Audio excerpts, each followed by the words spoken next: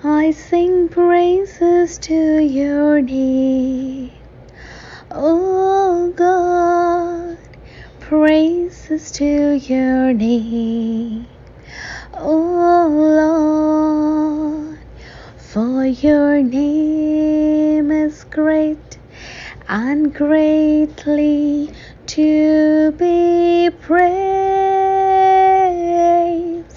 I sing praises to your name, oh Lord, praises to your name, oh Lord, for your name is great and greatly to be praised.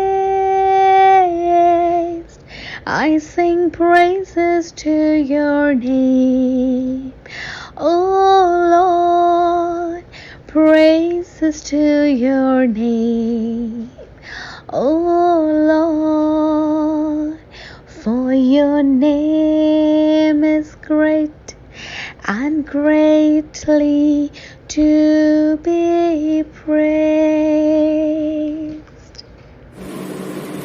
हम अपनी आराधना सभा को शुरू करते हुए भजन संहिता 119 उसकी 97वीं आयत से शुरू करके 104 आयत तक पढ़ेंगे। भजन संहिता 119 97 आयत से लेकर के 104 आयत तक, जहां इस तरह से लिखा हुआ है, आहा मैं तेरी व्यवस्था से कैसी प्रीति रखता हूँ, दिन भर मेरा ध्यान उसी पर लगा रहता है। तू अपनी आज्ञाओं के द्वारा मुझे अपने शत्रुओं से अधिक बुद्धिमान करता है, क्योंकि वे सदा मेरे मन में रहती हैं। मैं अपने सब शिक्षकों से भी अधिक समझ रखता हूँ, क्योंकि मेरा ध्यान तेरी चितौनियों पर लगा है। मैं पुरानियों से भी समझदार हूँ, क्योंकि मैं तेरे उपदेशों को पकड़े हुए हूँ। मैंने अपने पापों को हर एक बुरे रास्ते से रोक रखा है, जिससे मैं तेरे वचन के अनुसार चलूं। मैं तेरे नियमों से नहीं हटा, क्योंकि तू ही ने मुझे शिक्षा दी है। तेरे वचन मुझको कैसे मीठे लगते हैं, वे मेरे मुंह में मधु से भी मीठे हैं। तेरे उपदेशों के कारण मैं समझदार हो जाता हूँ, इसलिए मैं सब मिथ्या मार्गों से बैर रखता हूँ। आमीन। अब हम प्रार्थना में चलेंगे। प्यारे पिता परमेश्वर, बड़े इज्जत बड़े सम्मान के साथ अपने सरों को झुकाए हुए आपकी हुजूरी में हम सब यहाँ मौजूद हैं। तो प्यारे पिता परमेश्वर, जितने भी लोग इस समय अपने अपने घरों में अपनी अपनी जगहों पर इस प्रार्थना सभा में शामिल हैं, उन सबों के साथ हो। प्यारे पिता परमेश्वर, आपसे प्रार्थना है कि आपकी बड़ी सी आशीष और बरकत उन सबों को मिले। इसके साथ ही साथ पिता परमेश्वर, और उन तमाम लोगों को भी आपकी हुजूरी में आपके सामने रखते हैं पिता परमेश्वर, जो इन लोगों के घर परिवार के रिश्ते के लोग हैं, उन सब के साथ हो प्यारे पिता परमेश्वर। जहाँ कहीं भी वो हैं, आप उनके साथ हों। आपकी तमाम आशीष और बरकतें उनको भी मिले। उन तमाम लोगों को भी पिता परमेश्वर हम आपके हुजूरी में आपके सामने रखते हैं, जो कहीं पर भी किसी भी तरह के ऑनलाइन चर्च को पिता परमेश्वर इस समय अटेंड कर रहे हैं, प्रार्थना सभाओं में शामिल हैं। आपसे प्रार्थना है प्रार्थना सभा चलाने वाले को और साथ ही साथ प्रार्थना सभाओं में शामिल होने वाले हर एक आदमी को, हर एक व्यक्ति को पिता परमेश्वर आप अपनी आशीष और बरकतें दें। आपसे प्रार्थना है पिता परमेश्वर, तमाम जवानों के लिए उनके साथ हो पिता परमेश्वर।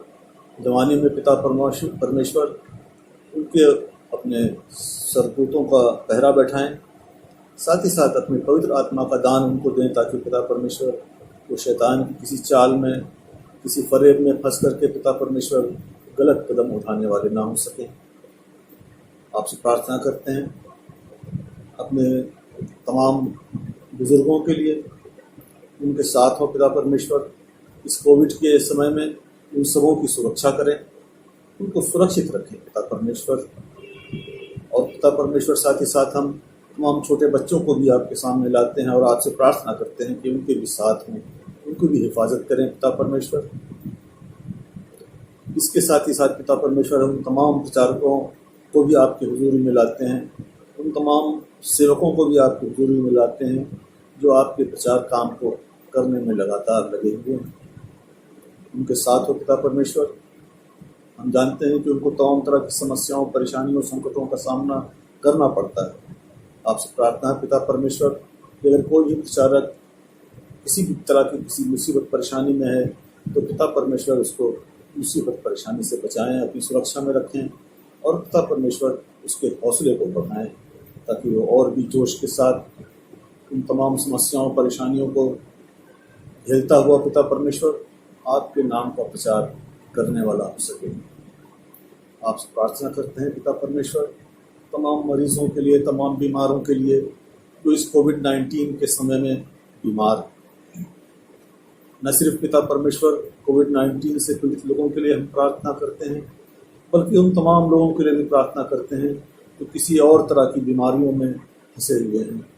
प्यारे पिता परमेश्वर, हर एक बीमार को अपनी चंगाई का हाथ बढ़ा करके चंगा करें।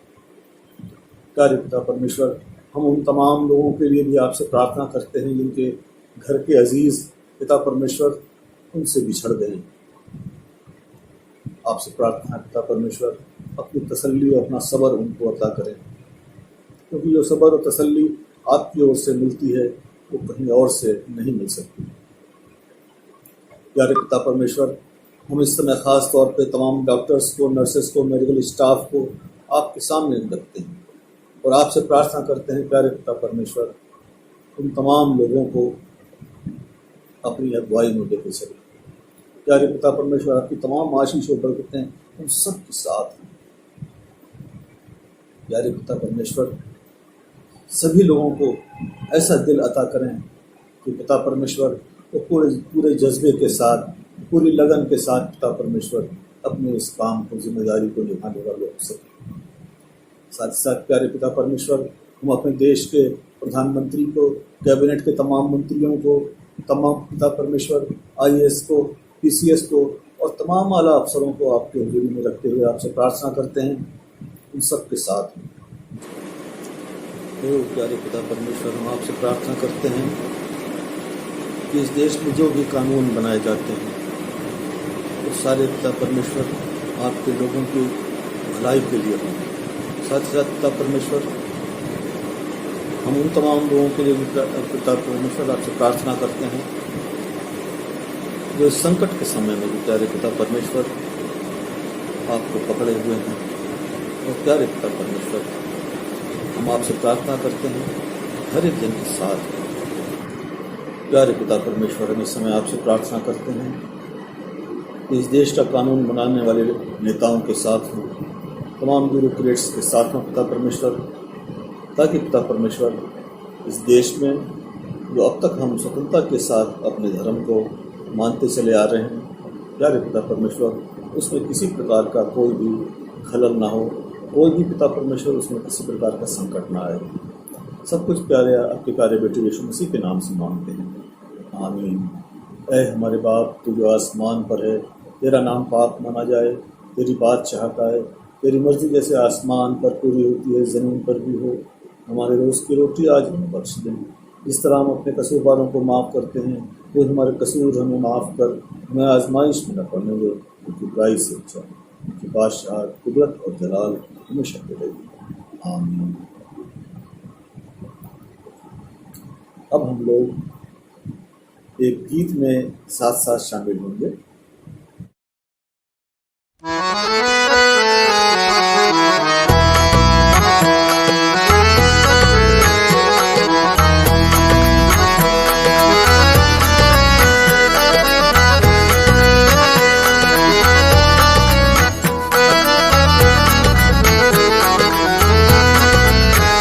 वो यीशु मसीह की यीशु मसीह की जय जय यीशु मसीह की जय।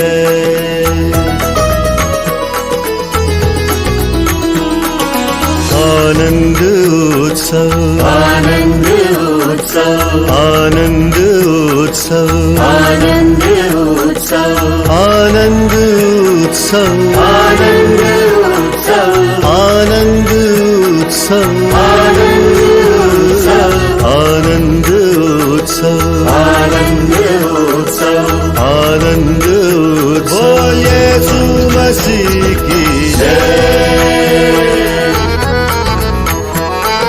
सुरीले सुरीले भजन है मसीह के सुरीले सुरीले भजन है मसीह के जीवन के प्याले वचन है मसीह के जीवन के प्याले वचन है मसीह के यीशु के दरबार आओ चलो आनंद उत्सव मनाओ चलो यीशु के दरबार आओ चलो आनंद उत्सव मनाओ चलो आनंद उत्सव आनंद उत्सव आनंद उत्सव आनंद उत्सव आनंद उत्सव आनंद उत्सव आनंद उत्सव आनंद उत्सव आनंद उत्सव आनंद उत्सव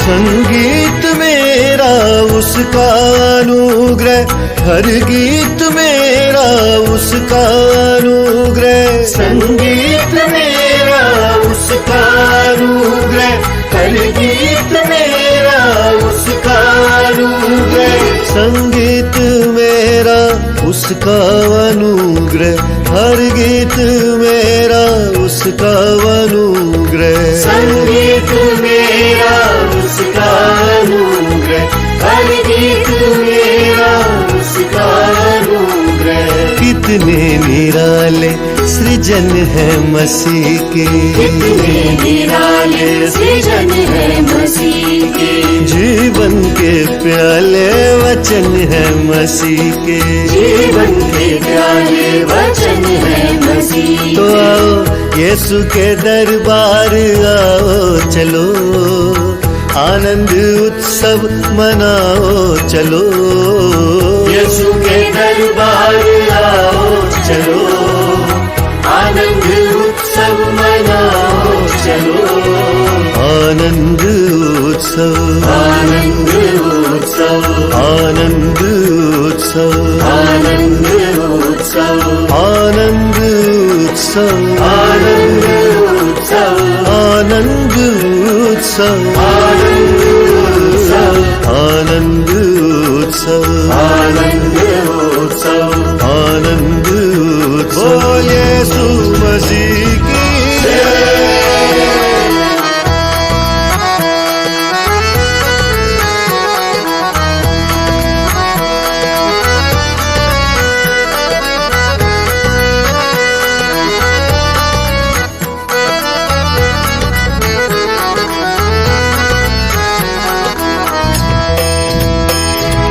यीशु वचन से अभिषेक आए अभिषेक आए बंधन मिटाए यीशु वचन से अभिषेक आए अभिषेक आए बंधन मिटाए यीशु वचन से अभिषेक आए अभिषेक आए बंधन मिटाए यीशु वचन से अभिषेक आए अभिषेक आए बंधन मिटाए मिल खिलते हैं ऐसे मौसम खुशी के, खिलते हैं ऐसे मौसम खुशी के। जीवन के प्याले वचन है मजे के, जीवन के प्याले वचन है मसीह के। यीशु के दरबार आओ चलो, आनंद उत्सव मनाओ चलो। यीशु के दरबार आओ चलो, आनंद उत्सव मनाओ चलो। आनंद उत्सव, आनंद उत्सव, आनंद उत्सव, आनंद उत्सव, आनंद उत्सव, आनंद उत्सव, आनंद उत्सव, आनंद उत्सव, आनंद उत्सव, आनंद उत्सव। बोल यीशु मसीह की जय।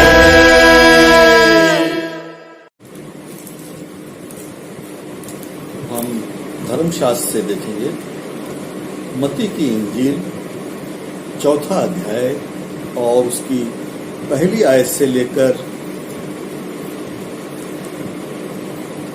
11वीं आयत तक। मत्ती रचित सुसमाचार 4 अध्याय और उसकी पहली से लेकर के 11वीं आयत तक, जहाँ इस तरह से लिखा हुआ है, तब आत्मा यीशु को जंगल में ले गया ताकि इब्लीस से उसकी परीक्षा हो। वह 40 दिन और 40 रात निराहार रहा, तब उसे भूख लगी।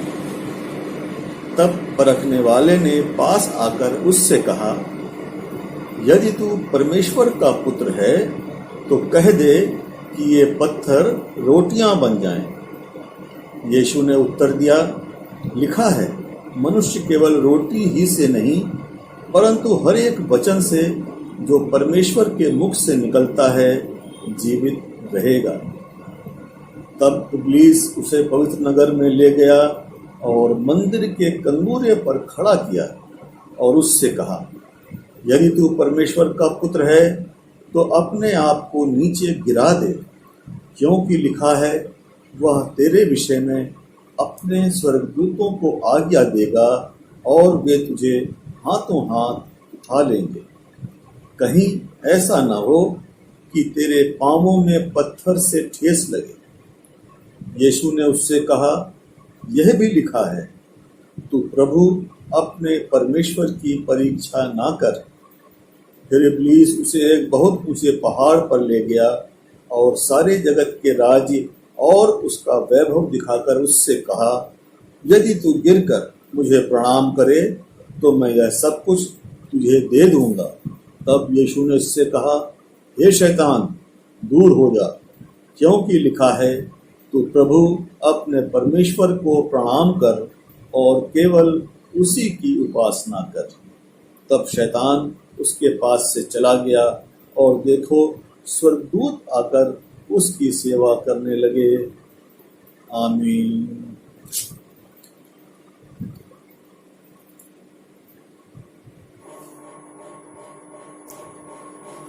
अब समय है कि हम सूचनाओं को सुन लें।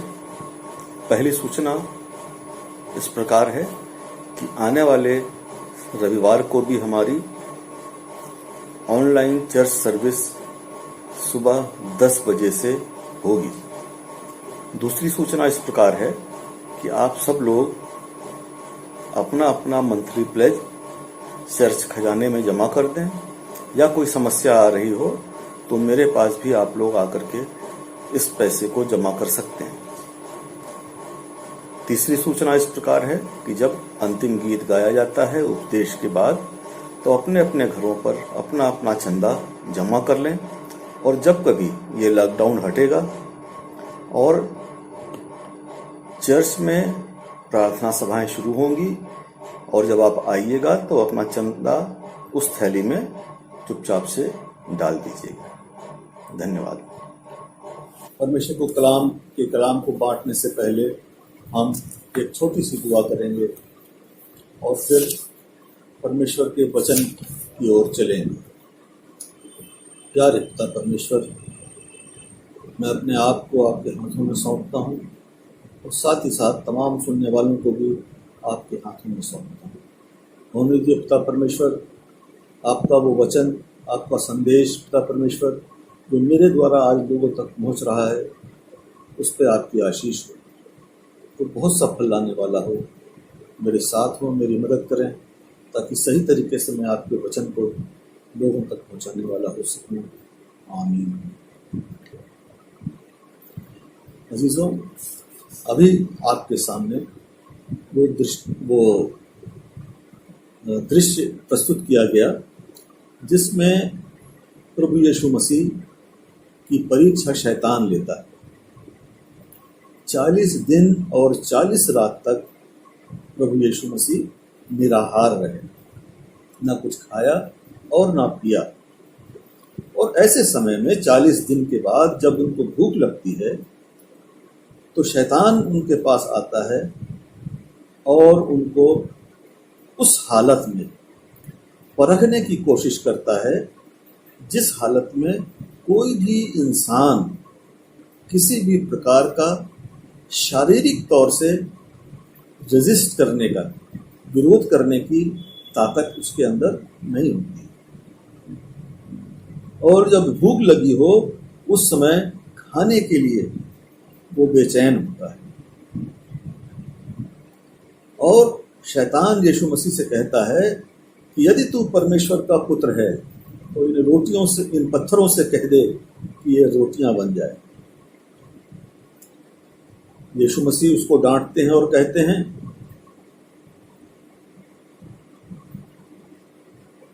वचन में लिखा हुआ है कि हर एक उस वचन से जो परमेश्वर के मुख से निकलता है उससे जीवन है, उससे व्यक्ति जीवित रहेगा, ना कि रोटियों से जीवित रहेगा। और उसके बाद फिर शैतान उनको एक कंगूरे पे ले जाता है, एक ऊंची जगह पे ले जाता है और कहता है कि तू यहां से अपने आप को नीचे गिरा दे। अगर तू परमेश्वर का पुत्र है तो परमेश्वर तुझे रोकने के लिए, तुझे पैरों में ठेस ना लगे इसलिए स्वर्गदूतों को आज्ञा देंगे और वो आकर के तुझे अपने हाथ उठा लेंगे ताकि तेरे पांवों में पत्थर से चोट ना लगे। यहां पर शैतान यीशु मसीह को उकसा रहा है, चैलेंज कर रहा है कि क्या तू परमेश्वर का पुत्र है, और अगर है तो इस चैलेंज को स्वीकार कर। क्या तू परमेश्वर का पुत्र है? और इसीलिए उससे कहता है कि तू अपने आप को गिरा दे, जरा साबित करके तो दिखा। लेकिन यीशु मसीह उसके झांसे में नहीं आते और उससे कहते हैं धर्मशास्त्र में लिखा है तू अपने प्रभु परमेश्वर की परीक्षा ना ले। शैतान का मकसद ये था कि वो यीशु को उकसा करके, शैतान ये चाहता था कि वो परमेश्वर की परीक्षा ले और इसीलिए वो उससे कहता है कि तू अपने आप को नीचे गिरा दे।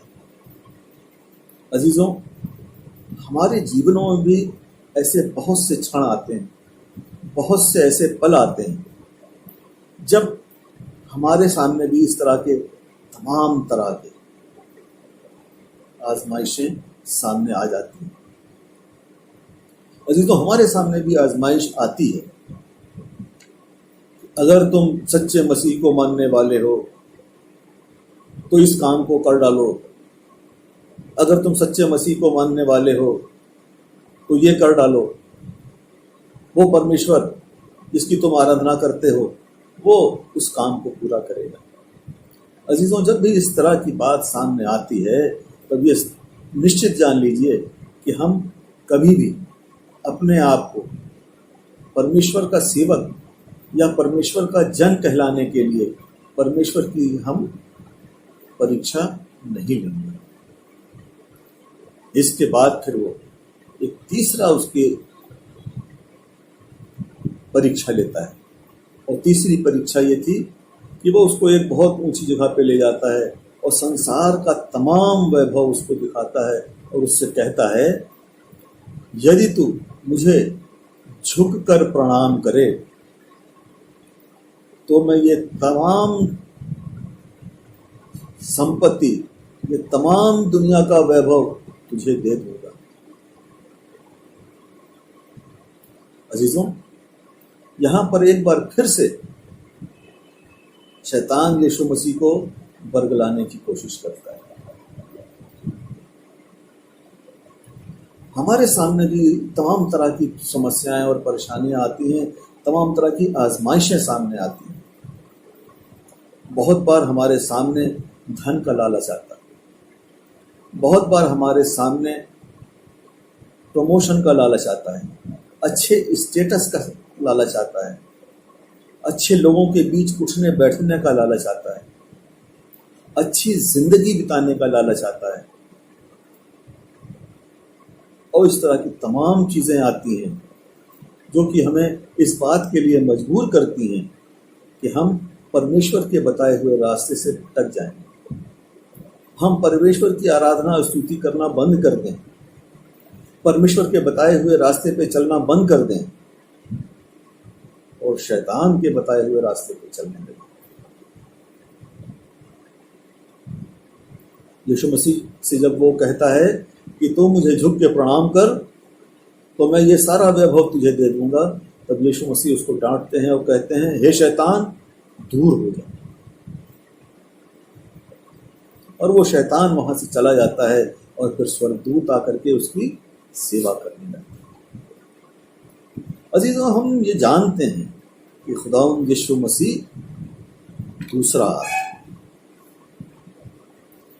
और पहला आदम कौन था? वो आदम जिसको परमेश्वर ने सृष्टि की रचना के शुरू में अपने छवि पर बनाया था। वो पहला आदम था।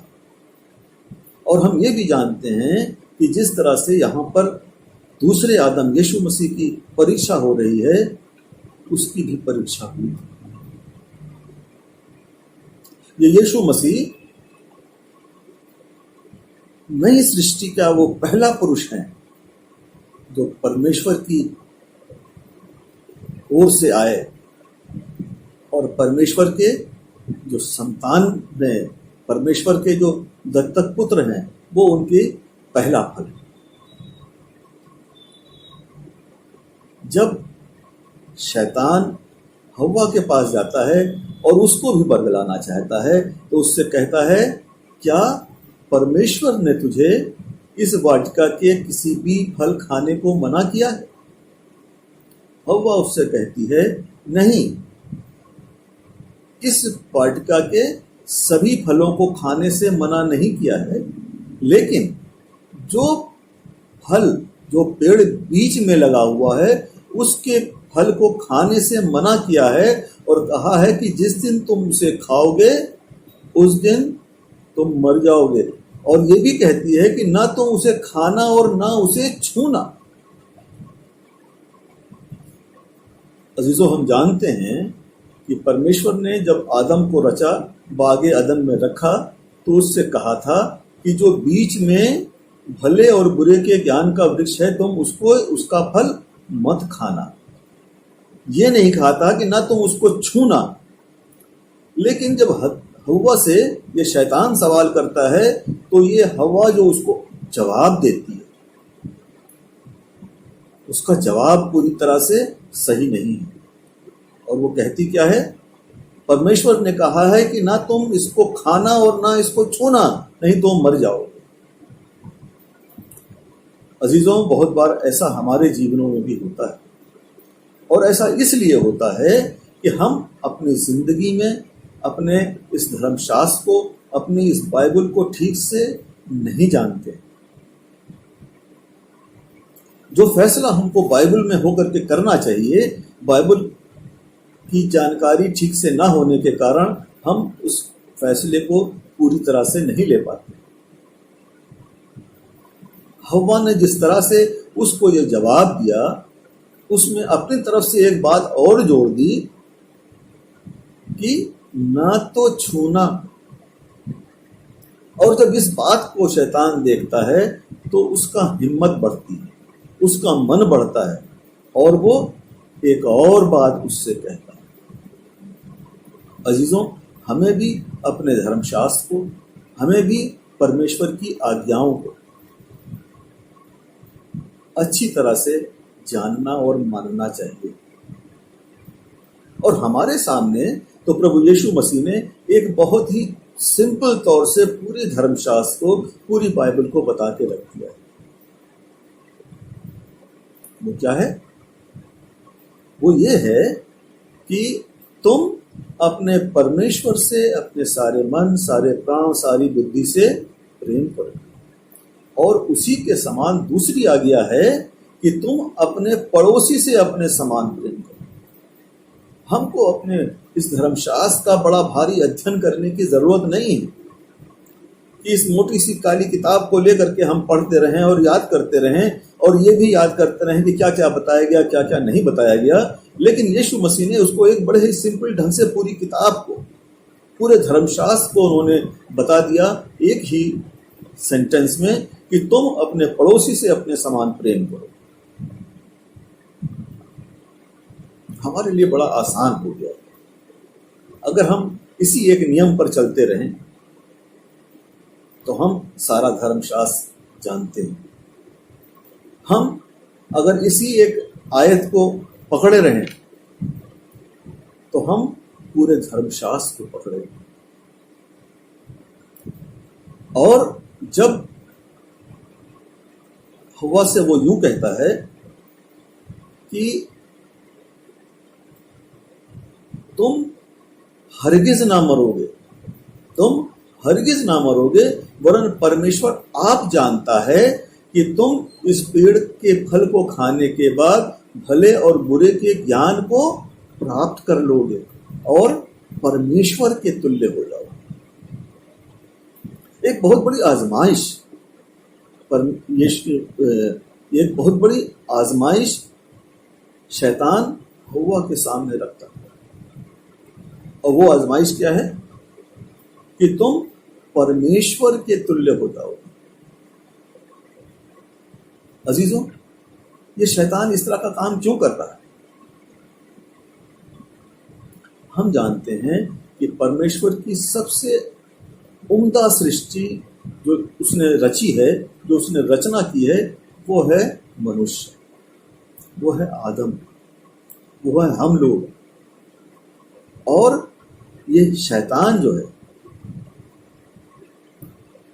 ये क्यों इस तरह की बात करके हव्वा को उकसा रहा है कि तुम हरगिज ना मरोगे, बल्कि भले और बुरे के ज्ञान को प्राप्त करके तुम क्या करोगे?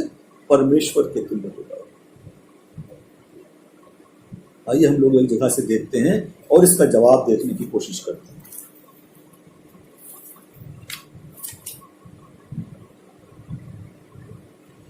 यशाया की पुस्तक 14वां अध्याय और उसकी 12वीं आयत से हम पढ़ेंगे। यशाया की पुस्तक 14वां अध्याय और उसकी 12वीं आयत से आगे तक। हे भोर के चमकने वाले तारे, तू कैसे आकाश से गिर पड़ा है। तू जो जाति जाति को हरा देता था, अब कैसे काट कर भूमि पर गिराया गया है। तू मन में कहता तो था, ध्यान दीजिएगा यहां पर, तू मन में कहता तो था मैं स्वर्ग पर चढ़ूंगा। यह बात किसकी हो रही है? यह उस स्वर्गदूत की बात हो रही है जो स्वर्ग से निकाले जाने के बाद शैतान के रूप में पाया जाता है। यह उसकी बात हो रही है, क्योंकि जब वो स्वर्ग में था तब वो क्या बात था? वो उसको भोर के चमकने वाले तारे के रूप में कहा जाता था, उसके समान उसकी तुलना की जाती थी। और यूं लिखा हुआ है, हे भोर के चमकने वाले तारे, तू कैसे आकाश से गिर पड़ा है। तू जो जाति जाति को हरा देता था, तू अब कैसे काट कर भूमि पर गिराया गया है। तू मन में कहता तो था मैं स्वर्ग पर चढ़ूंगा और अपने सिंहासन को ईश्वर के तारागण से अधिक ऊंचा करूंगा। यह लालसा, यह अभिलाषा उसकी थी। और आगे क्या कहता है? और उत्तर दिशा की छोर पर सभा के पर्वत पर विराजूंगा। मैं मेघों से भी ऊंचे ऊंचे स्थानों पर चढ़ूंगा। मैं परम प्रधान के तुल्य हो जाऊंगा। ये बात जब उसके मन में आई, जब इस तरह की बातें उसके दिल और दिमाग में छाईं, तब क्या होता है? तब उसको स्वर्ग से नीचे गिरा दिया गया और इसीलिए वो हव्वा को उकसाता है, फल खा ले, इस फल को खा करके तुम परम प्रधान के तुल्य हो जाओगे, परमेश्वर के तुल्य हो जाओगे। और वो ये देखना चाहता है कि यहाँ पे परमेश्वर क्या करता है उसकी वो सृष्टि जिसको वो सबसे ज्यादा प्यार करता है, जिसको उसने अपनी छवि पर बनाया है, जिससे वो रोज मिलने जाता है शाम को, उसके इस तरह के पाप करने पर, उसके इस तरह की गलती करने पर वो क्या करेगा? और वो हव्वा को बहका देता है। और हव्वा भी क्या करती है? उसकी बातों में आ जाती हैं। यूं लिखा हुआ है भविष्य में, जब हव्वा ने देखा कि ये फल खाने में सुंदर और बुद्धि देने में अच्छा है, तो उसने वो फल तोड़कर खाया और आदम को भी खिलाया। अजीजों, यहां पर भी शैतान परीक्षा लेने में लगा हुआ है और उस परीक्षा के द्वारा वो परमेश्वर को चुनौती दे रहा है। और क्या होता है कि यहां पर वो आदम को, पहले आदम को परास्त कर देता है। पहला आदम आजमाइश में पड़ करके गिर जाता है और पाप इस संसार में आ जाता है। परमेश्वर हमारा जो है, जिसने हमें अपनी छवि पर बनाया, वो ये देख करके बड़ा दुखी और परेशान था कि वो किस प्रकार से वापस जो संबंध परमेश्वर का मनुष्य से टूट गया है, आदम से टूट गया है, उसको वापस कैसे बना ले, किस तरह से उसको वापस बना ले। और उसी समय उसने यह प्लानिंग कर रखी। और उसने क्या प्लानिंग की थी कि उसने अपने परमेश्वर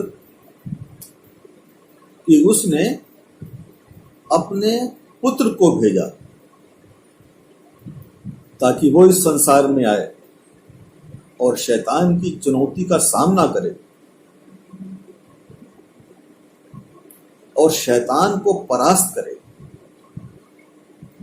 शैतान से हारने के कारण पहले आदम और उसकी जो जनरेशन थी उसमें मृत्यु का डंक आ गया था। मृत्यु का डंक आ गया था मतलब मृत्यु आ गई थी इस संसार में। लेकिन तो उसने मृत्यु पर विजय पाई। हमारा परमेश्वर हमसे बहुत प्रेम करता है और वो ये चाहता है कि हम उसके साथ साथ रहें। और इसी चीज को पूरा करने के लिए उसने यीशु मसीह को इस संसार में भेजा और यीशु मसीह ने इस संसार में आकर के हमारे पापों के बदले अपने प्राण दे करके जो सजा हमको मिलनी चाहिए थी उस सजा को खुद भुगत करके हमें पापों से छुटकारा दिया।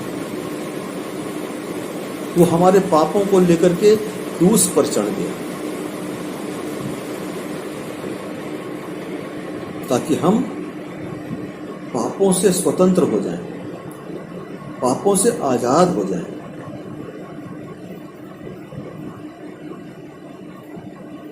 क्या अजीजों, सिर्फ यीशु मसीह के क्रूस पे चढ़ जाने से पूरी मानव जाति का उद्धार हो गया। अजीजों, सिर्फ यीशु मसीह के क्रूस पर चढ़ जाने से पूरी मानव जाति का उद्धार नहीं होता है। जिसने प्रभु यीशु मसीह पर विश्वास किया, उसके नाम से बपतिस्मा लिया, उसका उद्धार। यूहन्ना 3:16 में लिखा है, परमेश्वर ने जगत से ऐसा प्रेम किया कि उसने अपना इकलौता पुत्र दे दिया, ताकि जो कोई उस पर विश्वास करे वो नाश ना हो परंतु अनंत जीवन पाए। ये वो सीक्रेट है, ये वो बात है जो परमेश्वर ने यीशु मसीह के इस संसार में भेजने के पहले उसने इस सीक्रेट को बनाया था। उसने ये योजना बनाई थी, ये सीक्रेट योजना बनाई थी, जिसको कि यीशु मसीह जब इस संसार में आया शैतान नहीं समझ सका। उसने क्या किया? उसने ये देखा कि ये हमारे यीशु मसीह जो इस संसार में आया है, इसको मैं इसके बेटे को भी मार डालता हूं तो ये क्या होगा? उद्धार की सारी योजना समाप्त हो जाएगी। लेकिन उसको ये नहीं पता था कि इसी के द्वारा, इसी मरने के द्वारा यीशु मसीह इस उद्धार के काम को पूरा करने जा रहे हैं, और वो इस उद्धार के काम को अपनी जान दे करके और तीसरे दिन जीवित होकर के इस उद्धार के काम को पूरा करते हैं। अजीजों, व्यवस्था विवरण और उसकी 6 अध्याय की 6 आयत, जहां इस तरह से लिखा हुआ है, हे इस्राएल सुन, यहोवा हमारा परमेश्वर है, यहोवा एक ही है। तू अपने परमेश्वर यहोवा से अपने सारे मन, सारे जीव और सारी शक्ति के साथ प्रेम रखना। वही आज्ञा जो परमेश्वर ने, यीशु मसीह ने इस संसार में हमको पूरे धर्मशास्त्र का निचोड़ करके बताई थी। और ये आज्ञाएं जो मैं आज तुझको सुनाता हूं, वे तेरे मन में बनी रहेंगी। जो बाइबल का निचोड़ है, उस निचोड़ के बारे में कह रहे हैं, और उसके अलावा कुछ और बातें भी कह रहे हैं कि तू अपने सारे मन, सारे जीव और सारी शक्ति के साथ परमेश्वर से प्रेम रख।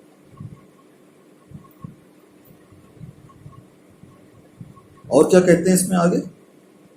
और तू इन्हें अपने बाल बच्चों को समझाकर सिखाया करना।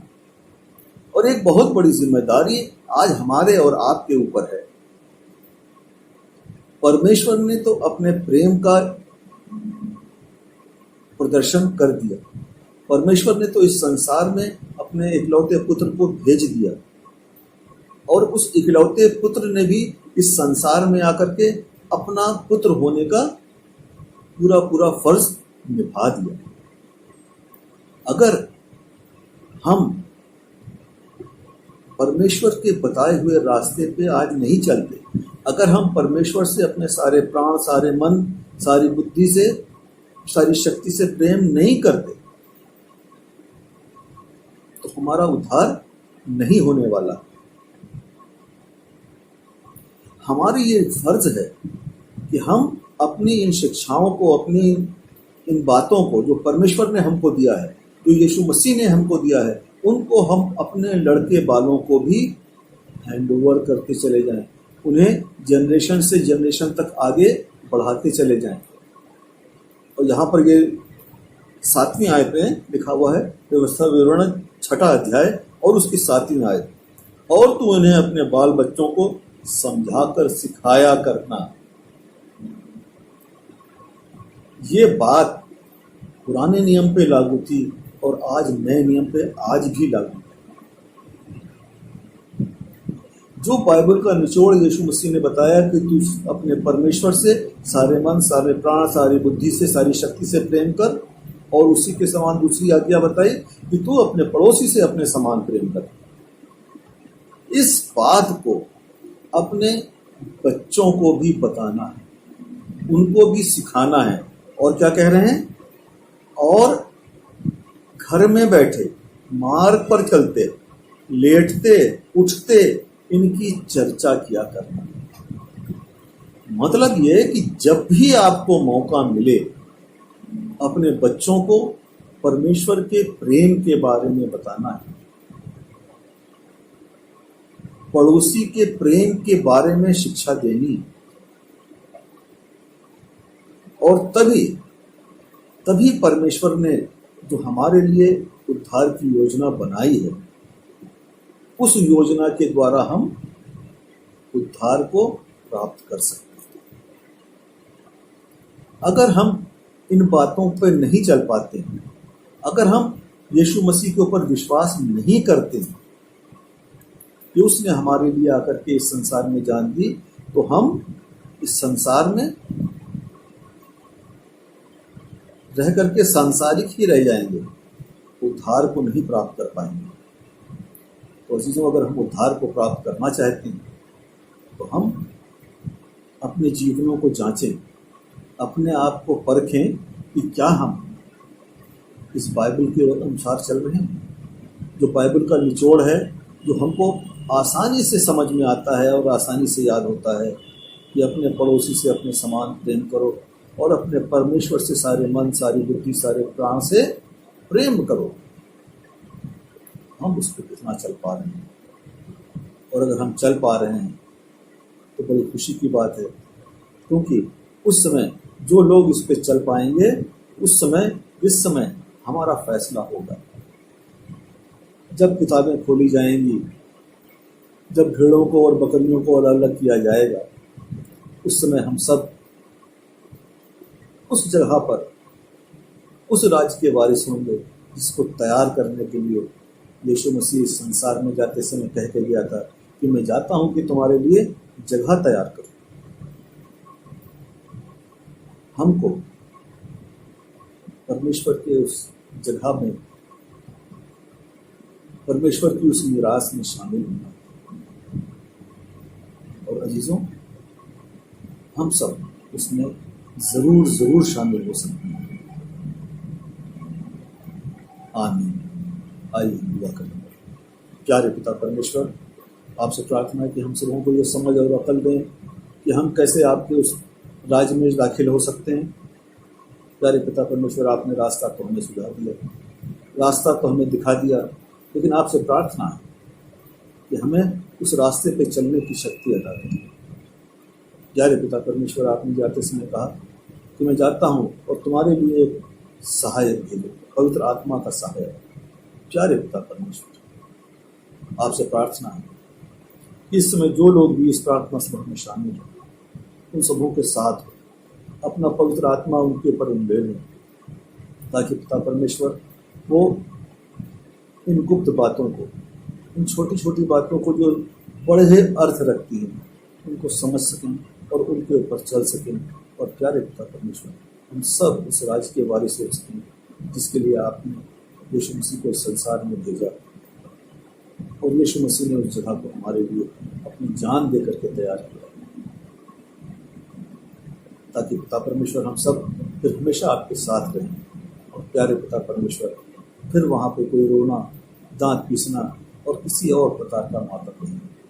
ओ पिता परमेश्वर, हम सबके साथ अपना अनुग्रह पिता परमेश्वर हम सबको रखें, सबको बड़ी सी आशीष दें। तो हम यीशु मसीह के नाम से मांगते हैं, आमीन।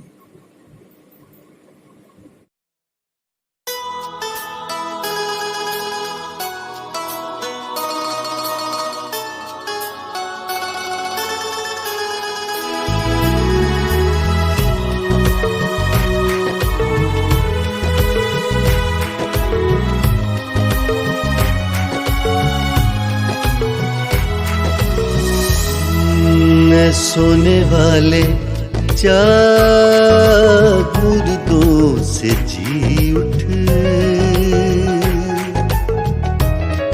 है सोने वाले जाग मुर्दों से जी उठ। मसीह का नूर तुझ पे चमकेगा। ऐ सोने वाले जाग, मुर्दों से जी उठ, मसीह का नूर तुझ पे चमकेगा। मसीह का नूर तुझ पे चमकेगा।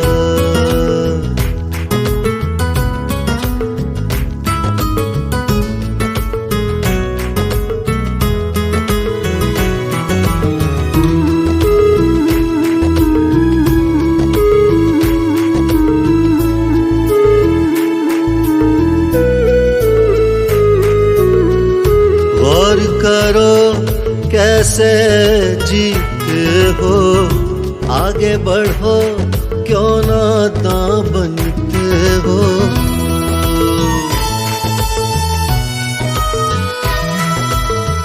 गौर करो कैसे जीते हो, आगे बढ़ो क्यों नादां बनते हो। वक्त की कीमत को तुम जानो और उसकी मर्जी पहचानो। वक्त की कीमत को तुम जानो और उसकी मर्जी पहचानो।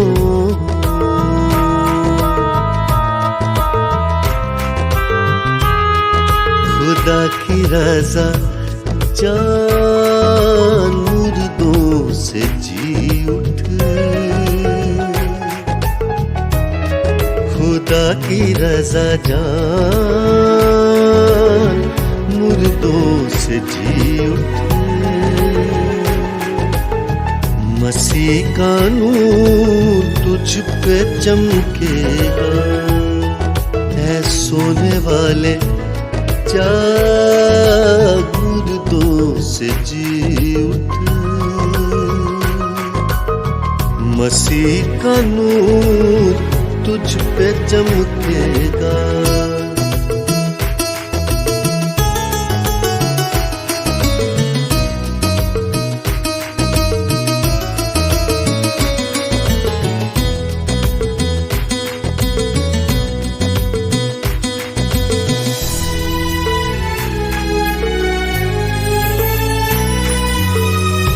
मैं पी के मतवाला ना हो, रूह पाक से भरते जाओ।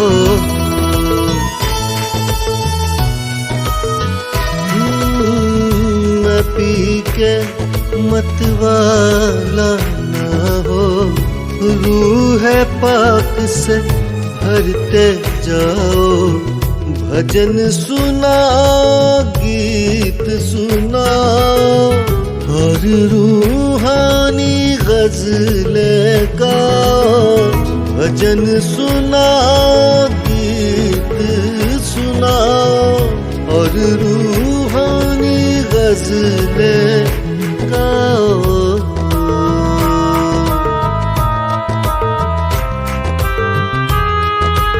उसका शुक्रिया, मुर्दों से जी उठ, मसीह का शुक्रिया, मुर्दों से जी उठ। मसीह का नूर तुझ पे चमकेगा। ऐ सोने वाले जाग, मुर्दों से जी उठ, मसीह का नूर तुझ पे चमकेगा।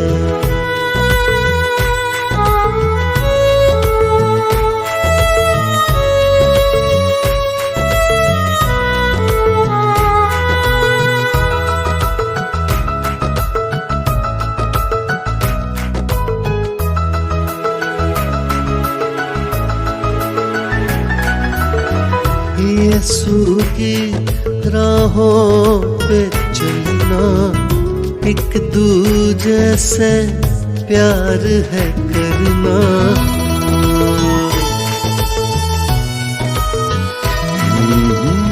यीशु की राहों पे चलना, एक दूजे से प्यार है करना, प्यार है करना, खुदा से डरना, एक दूजे के ताबे रहना, प्यार है करना, खुदा से डरना, एक दूजे के ताबे रहना।